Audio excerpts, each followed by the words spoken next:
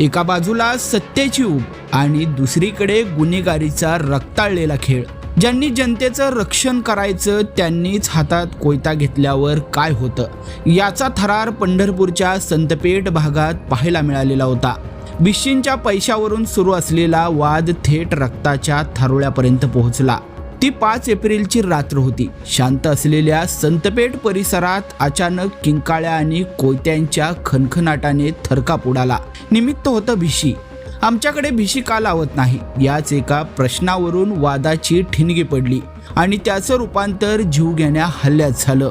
या हल्ल्यामध्ये अनिकेत धनवजीर, आलोक नवघरे, बबलू मेहडा या तिघांवर नगरसेवक लोकेश यादव आणि माजी नगरसेवक नागेश यादव आणि त्यांच्या तब्बल 20 साथीदारांनी कोयत्याने सपासप वार केल्याचा आरोप आहे। रक्ताच्या थारोळ्यात पडलेल्या या तिघांना तातडीने रुग्णालयात हलवण्यात आलं होतं, जिथे सध्या त्यांच्यावर उपचार सुरू आहेत। जनप्रतिनिधीच जेव्हा गुंडांच्या भूमिकेत शिरतात तेव्हा कायदा आणि सुव्यवस्थेवर प्रश्नचिन्ह उभं राहतात। या घटनेनंतर संपूर्ण परिसरात भीतीचं सावट पसरलेलं होतं। आरोपींना पाठबळ कोणाचं असा संतप्त सवाल नागरिक विचारू लागलेले होते। आरोपींवर कठोर कारवाईसाठी जनतेतून मोठा दबाव निर्माण झालेला होता। पोलिसांनी या प्रकरणाचं गांभीर्य ओळखून मुळशी पॅटर्न स्टाईलने उत्तर देण्याचं ठरवलं।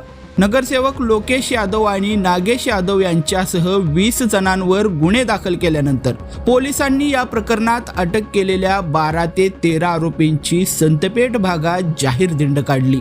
या दिंडीचा उद्देश होता आरोपींनी निर्माण केलेली दहशत मोडून काढण्याचा। ज्या गल्लीबोळात या गुंडांचा दरारा होता त्याच रस्त्यावरून पोलिसांनी त्यांना बेड्या ठोकून फिरवलं। या आरोपींचा माज पोलिसांनी उतरवला असला तरी या घटनेनं राजकारण आणि गुन्हेगारीचं विदारक वास्तव पुन्हा एकदा समोर आणलंय।